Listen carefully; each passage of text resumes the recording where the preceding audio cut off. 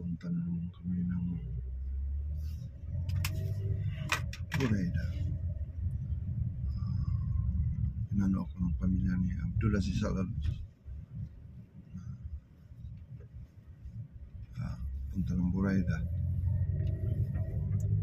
Sa 10 taon na pagserbisyo ko dito sa kabilang bahay sa pamilya ni Abdulaziz Alalos, kahit isang sintabo wala akong natanggap. Nang humingi ako ng tulong sa Pinas, kahit isang sintabo hindi nagbigay. Pero dito sa lagi akong nagano ng tulong sa kanila. Tinutulungan ko araw-araw, estudyante.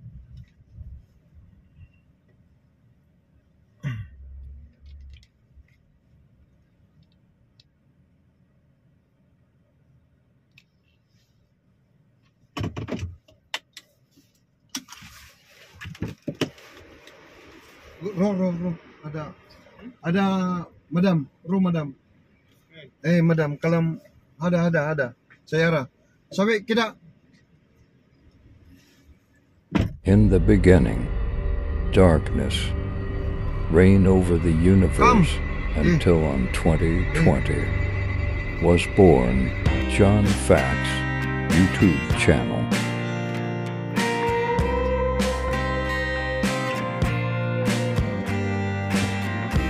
Sadik 95.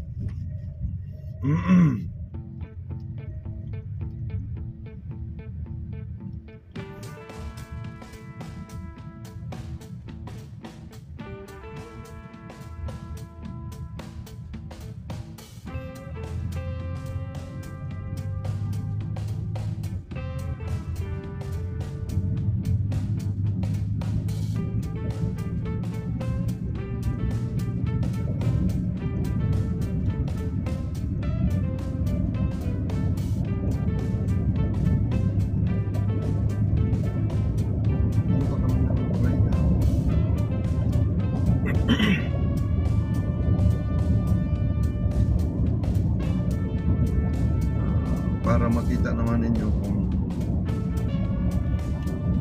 anong itsura ng daanan papuntang Burayda.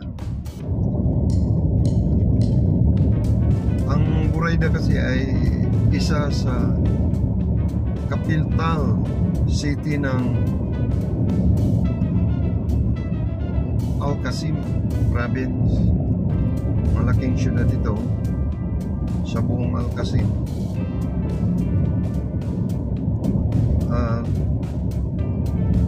Yan lang talaga ang pinakamalayo. Sumunod naman ang Unaysa. Dito lang ito. Sunod, Hael. Yan. Al-Ras. Okay. Marami naman, pero marami namang lugar ng Al-Qasim, sa probinsya ng Al-Qasim. Ngunit ang pinakamalaki ay ang Burayda.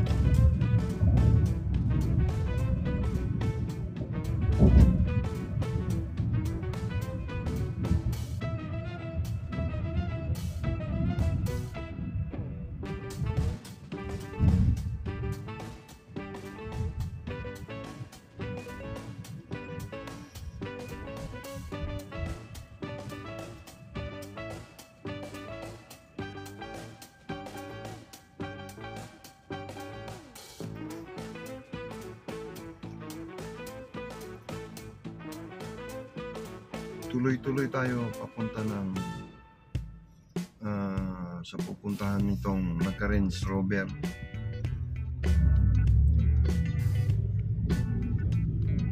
Yan ang tinutukoy ko na matagal na ako nagserbisyo kanila, ngunit ni isang kusing wala akong natanggap. Tapos problema pa nang ako ay humingi ng tulong. Samantala ako ay laging tumutulong sa pamilya, kagaya ngayon. Ito ay isang tulong na sa mga anak niya na nag-aaral 10 taon. Mula kinder hanggang yung isa gagraduate na lang ng high school ngayong taon.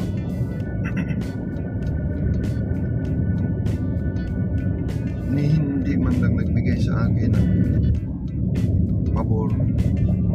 Nang ako ay naghingi ng tulong, hindi ako tinulungan.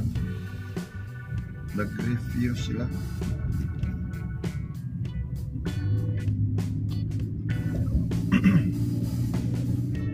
Tapos panay ang utos, nagagalit pa pag nag-utos. Kaya naasar na ako dito sa mga ito. Ito ay pagdating ng pag hindi kami nagkakaintindihan ng amo ko, complain ko na. Mga kaibigan nito, lagi akong nagservisyo sa mga kaibigan niya.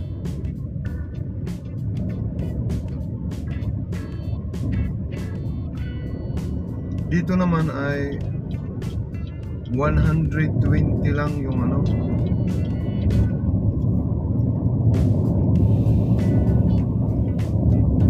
yan, makikita mo 120. Pag lumampas ka ng 120 dito ay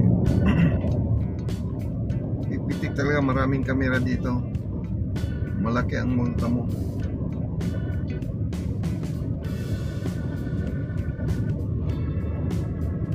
Kaya kailangan ingat sa pagmamaniho.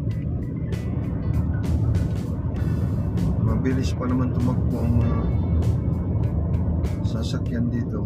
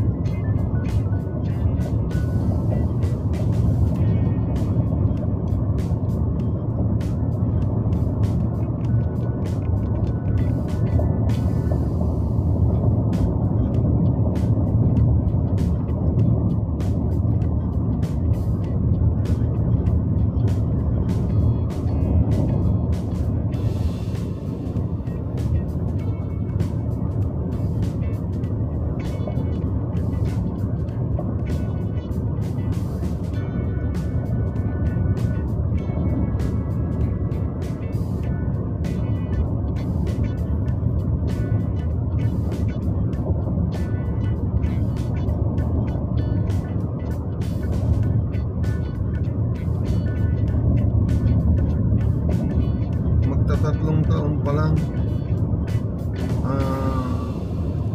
ang babaeng nagmamaniho ng Range Rover, babae kasi, 3 taon pa lang, yung isang sasakyan niya ay sira na.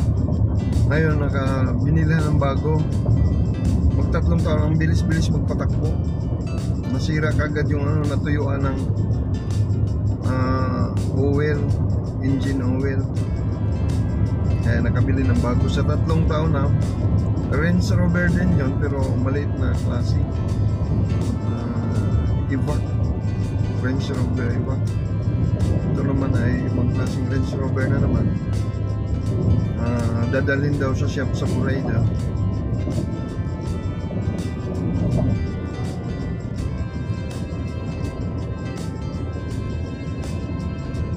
Bilis-bilis mong patakbo.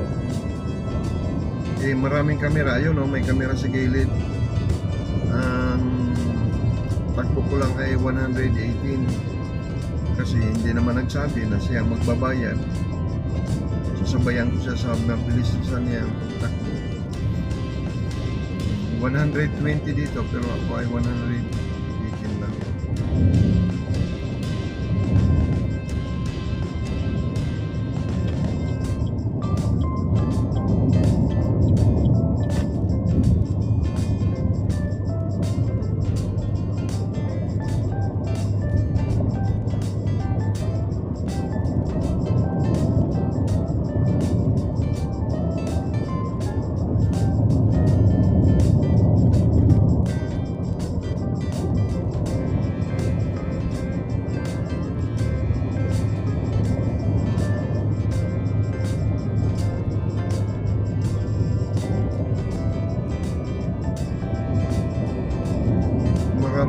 monitor dito sa ano.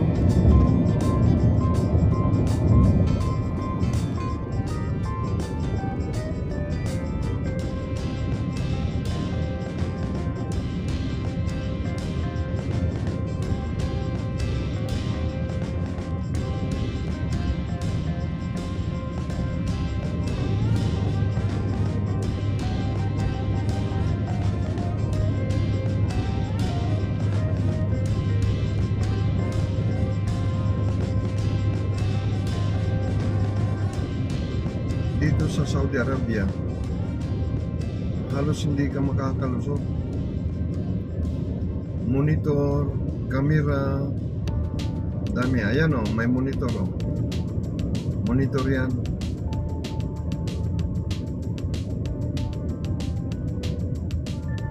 Walang brown out yan kasi may ano siya.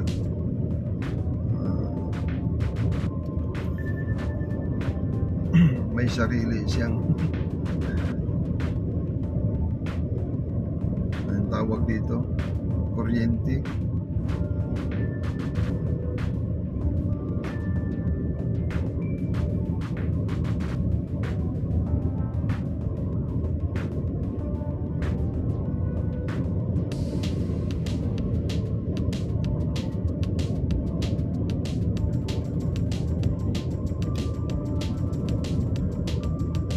Ang mga tao naman dito sa lugar ng Saudi, kahit hindi mga Saudi, ay mabilis magpatakbo, lalo na yung mga halos kapareho lang nila.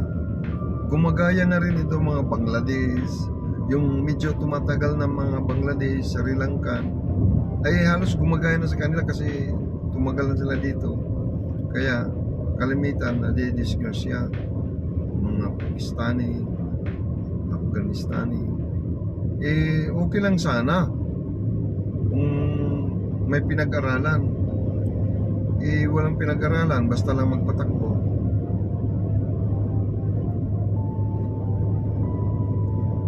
Basta makapatakbo lang. Hindi alam yung mga sign, maybe kung sabihin. Hindi nila alam yung mga sign. Kasi marunong lang talagang magmaneho.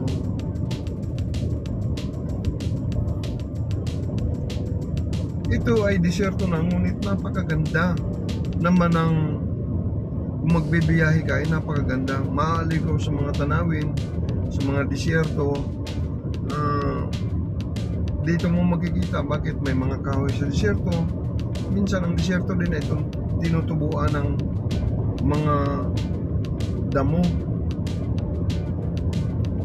lalo na pag taglamig. Kasi dito sa lugar na napuntahan ko, malapit kami sa Kuwait, malapit kami sa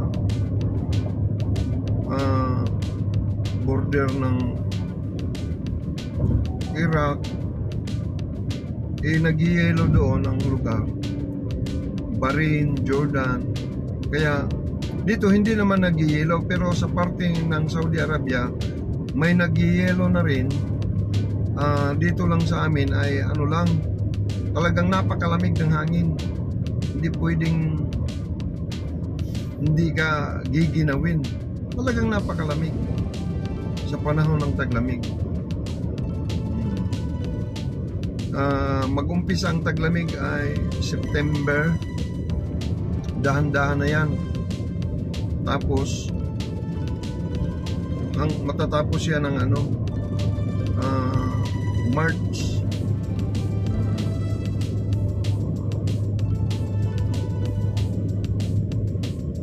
Malayo na yung sasakyan at sinusundan ko. Yun o.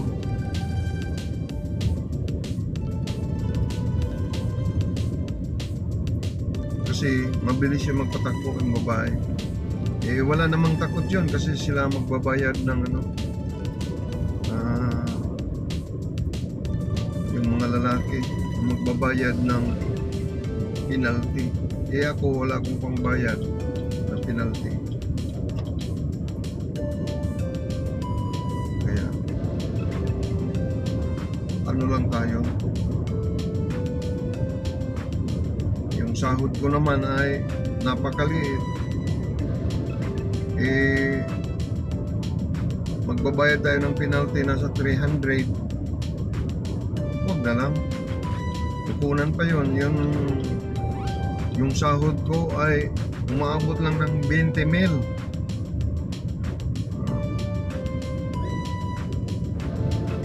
Kulang pa yung pangkain sa 4 na tao doon sa Pinas. Sa pangkain lang yan, ha. Kasali na yung mga kuryente at internet, tubig. Hirap. Sa Pinas wala namang magbibigay sa atin. Dito libre tayo ng pagkain. Kahit kulang yung pagkain na binigay nila sa atin, pero at least na yung nag-abroad pa nga tayo, pero abroad mura lang ang sahod, pero tanggap na natin yun kasi mahirap naman tayo. Yun ang ng gobyerno na itinulong lang na magiging sahod ko dito. Siyempre, gobyerno sa gobyerno yung nila, usapan, wala akong magawa. Gumastos nga tayo, kakautang para makapunta dito. Kung isang kontrata lang, wala kang maipunda, hindi ka makakabayad sa utang. Kasi sabi ko nga, yung 20, pangkain lang yun. Kung may mag-aaral na kuyari, ubos.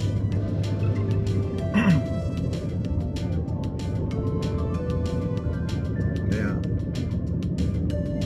mahirap talaga.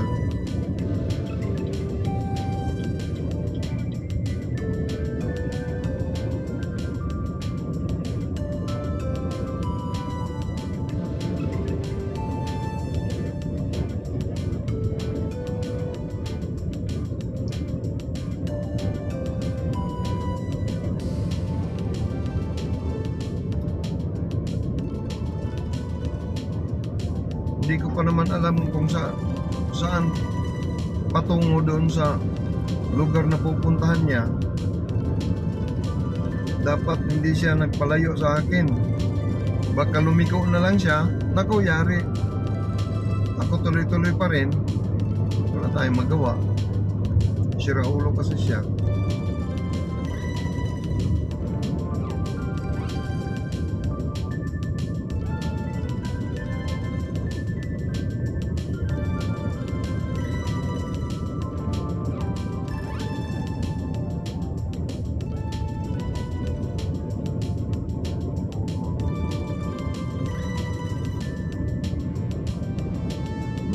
Maraming dito mga exit. Kung nag-exit na siya tapos hindi ko alam, wala.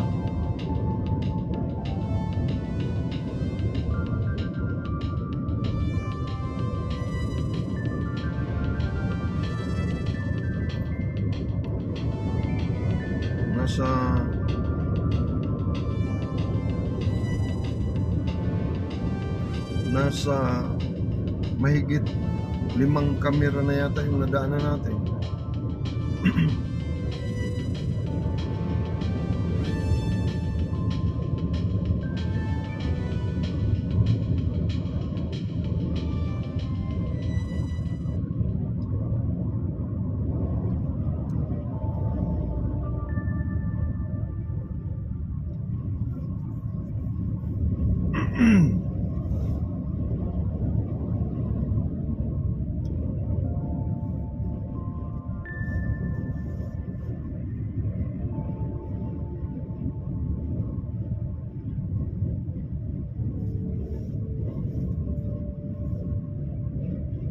Itong sasakyan naman, pag naisit mo ito sa automatic, yung automatic na cruise niya ay talaga, aalagaan ka ng sasakyang ito. Kaya kagaya ngayon, sumunod ako dyan sa sasakyan, ang takbo niya ay nasa 113 lang. Talagang 113 lang yung tatakbuhin. Kaya ayan, nang lumipat ako sa isang linya, bumilis yung takbo ng sasakyan.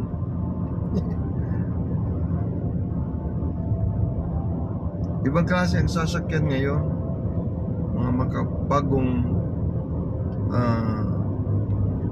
teknolohiya na kasi ang inilagay nila dito. Aalagaan na talaga tayo. Imbis na mababangga tayo dahil sa bilis, siya na ang kusang hihinto o kusang maghihina ng takbo. Kasi may sensor na inilagay.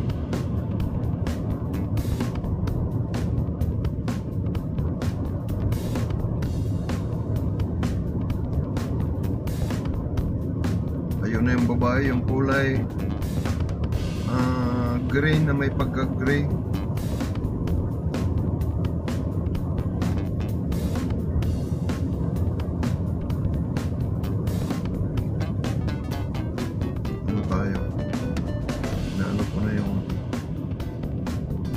Parang liliko na dito yung ayun, ano na nga,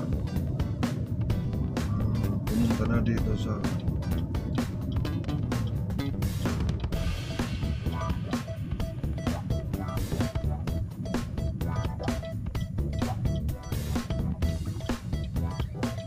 dito na pumunta.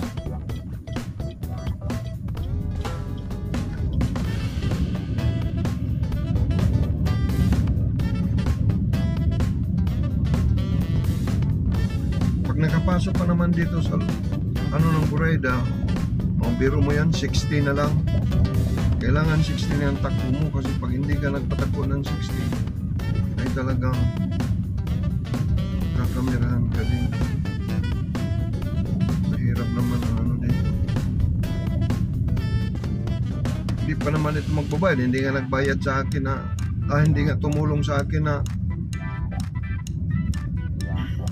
nagpatulong ako, samantala ilang taong ko siyang siniservisyo ang pamilya niya, mga anak, gala.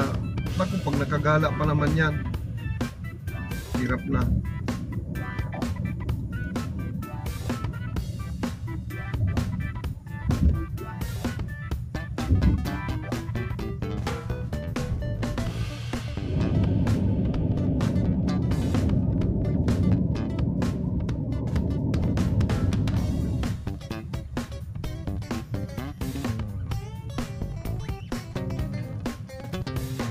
Pag nakagala, abutan tayo ng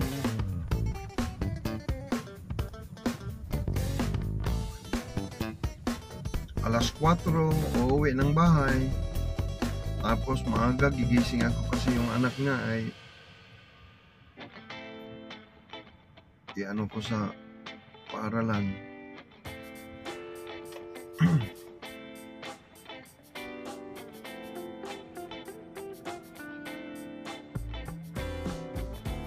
Drop ko yung mga anak niya, ihahatid ko. Problema,